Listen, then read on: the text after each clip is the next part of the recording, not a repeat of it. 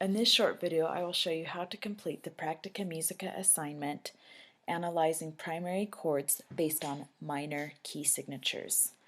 You'll open the program Practica Musica, click the Exploring Theory course, select Chapter 9, Chord Progression, select the activity module Analyzing Primary Chords, and then click Open.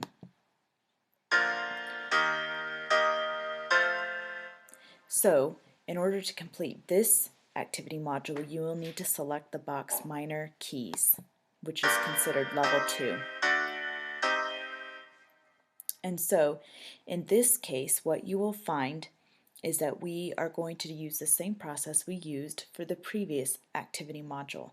We will need to identify the key signature, so you will use your circle of fifths. We will then need to write down the note names in each group.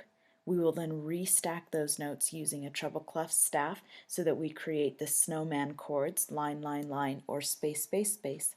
And then once we've restacked them, we will compare these chords with the chords that you've written on your previous assignment using the minor key signatures and identifying the 1 chord, 4 chord, and 5 chord. In this case, they have made the 5 chord a major chord by adding an accidental, which is still going to be just fine. So I look at the key signature first. This has 2 flats, B flat and E flat.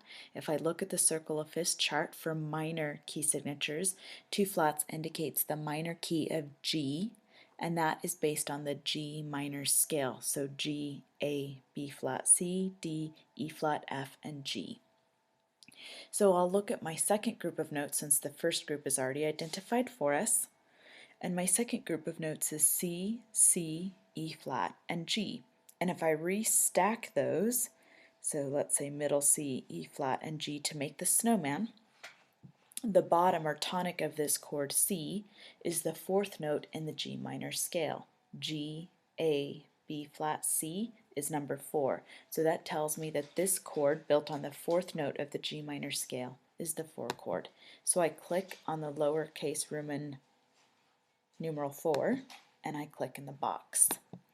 So now I'm going to look at my third chord, which is D, A, D, F sharp. And this is a very obvious clue right away that this chord has been altered. F sharp is not a part of this key signature, but we remember that G major has an F sharp. And so if I stack these chords, D, F sharp, and A, and I look at the root or tonic of that chord D, I know D is the 5th note in the G minor scale. G, A, B flat, C, D, number 5. That means that chord built on the 5th note in the scale is also called the 5 chord, and it's been altered to make it a major 5 chord. So I click on 5 below and click in the box. And then I look at my final chord.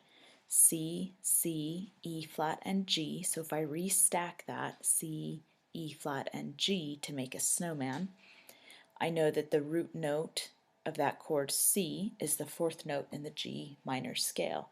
G, A, B flat, C. So that tells me this is the 4th chord because it's built on that 4th note. So I click the Roman numeral 4, lowercase of course because it's a minor 4 chord, and I click back in the box. Once I've completed this, I will need to select Evaluate. And I was able to correctly identify the chords. So I will continue with this process until I've reached my goal of 600 points. Remember, you'll need your circle of fifths printout. You will also need to have several copies of the worksheet analyzing primary chords so that you can follow that 4-step process. And you will also want to refer back to the Word documents that you filled out where you stacked chords for the minor key signatures, and you stacked the 1 chord, the 4 chord, and the 5 chord. That gives you a quick visual clue to identify the chords that you'll see in this activity.